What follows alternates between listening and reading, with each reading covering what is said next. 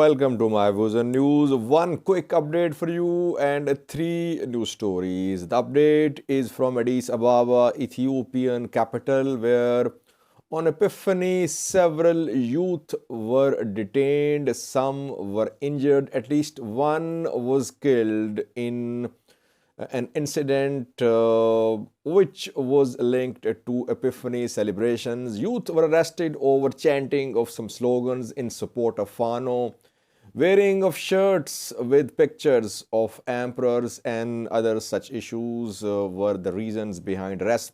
Now, 13 youth have been released from prison in Addis Ababa in Lafto.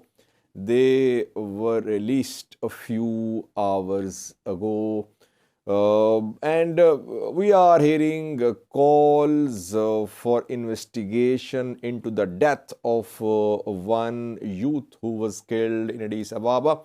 Bilal, I think, is his name. So far, no confirmation from government side, no statement from Addis Ababa police about who killed this boy Bilal on Epiphany in Addis Ababa.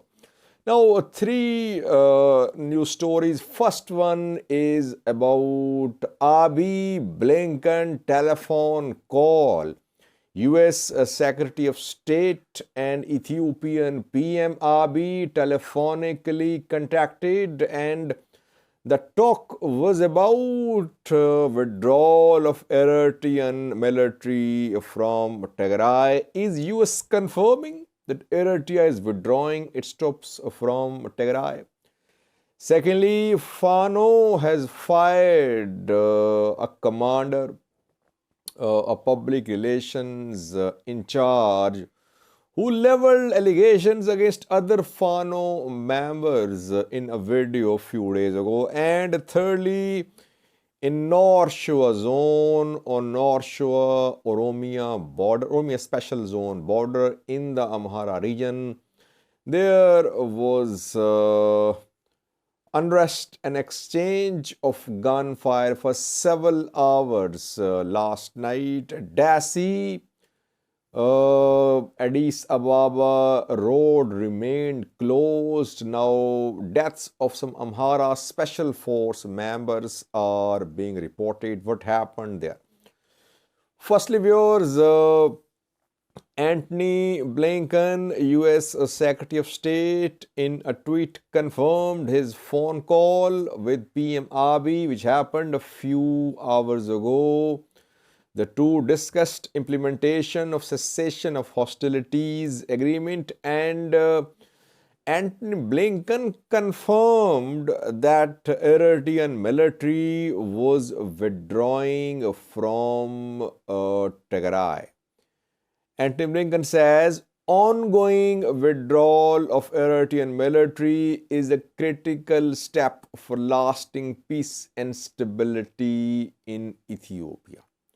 So indirectly or directly, you can say US is confirming that Eritrean military is withdrawing from Tigray.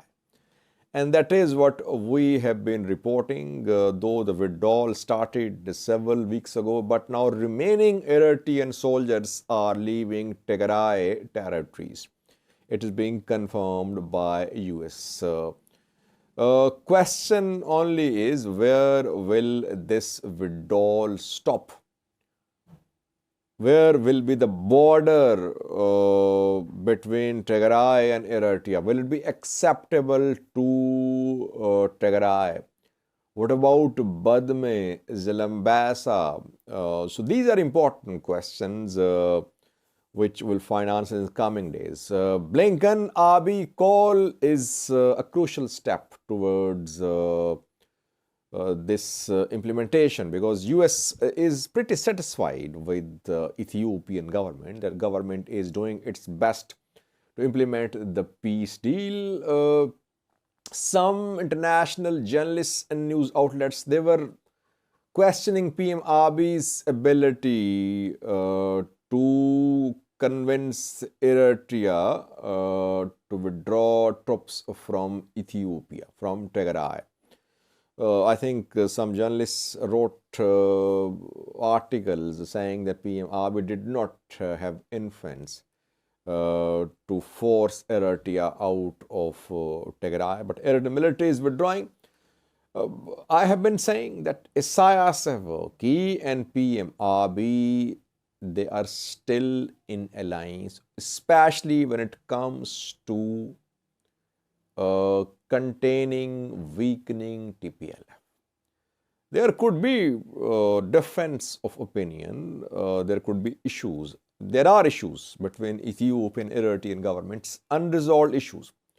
When it comes to weakening TPLF, both are on the same page. Pretoria Agreement was signed with Eritrean approval.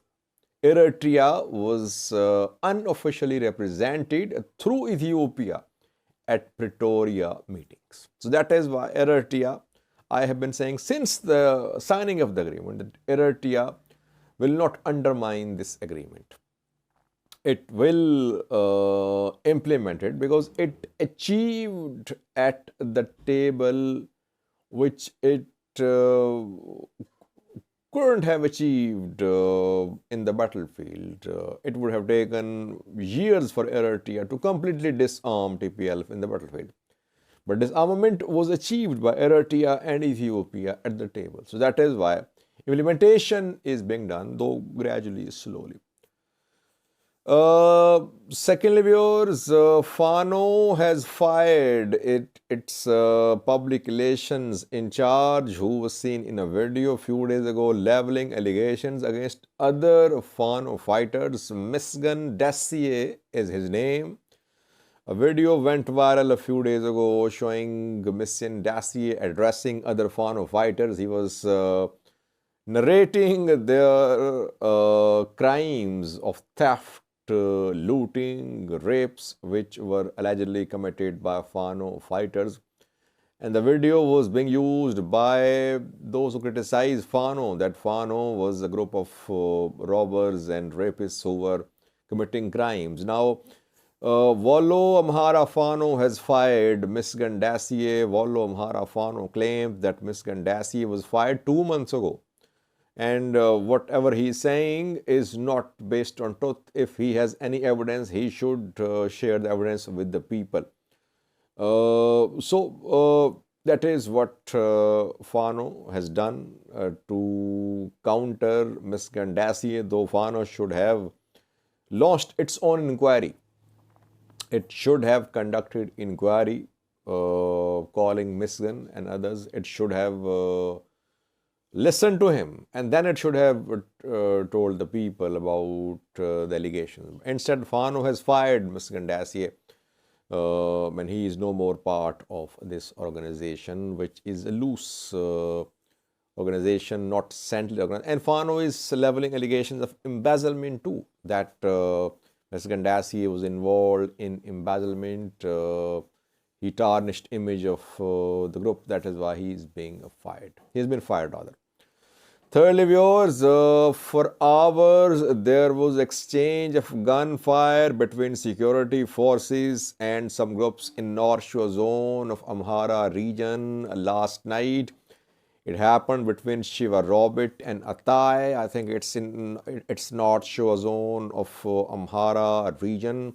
In Sanbate, in Jivaha, there was exchange of gunfire. Conflicting reports are coming in, but deaths of some Amhara Special Force members are being confirmed. Some reports suggest that a camp of Amhara Special Force was attacked. Amharic news sources are accusing OLA, they call it Shine, that Shine is behind this attack on Amhara Special Force soldiers. On the other hand, the other side, Oromo news sources are confirming the attack, but they say that fighting was between local pastoralists and security forces of the Amhara region. Wallo, especially North Shewa, Oromia Special Zone, has they have large population of Oromos, and off and on we see clashes between these Oromos and security forces, and they are armed as well. They are armed. We have seen clashes between local Oromos without involvement of OLA and Amhara Security Force in the past, several times in the past. So it's difficult to say if oil is involved there or not, but local Oromos there are armed. Like local ethnic Amharas are being armed in Valaga, which is leading to friction between security forces and ethnic Amharas. Same is happening in North Shewa Zone, Oromia Special Zone of the Amhara region.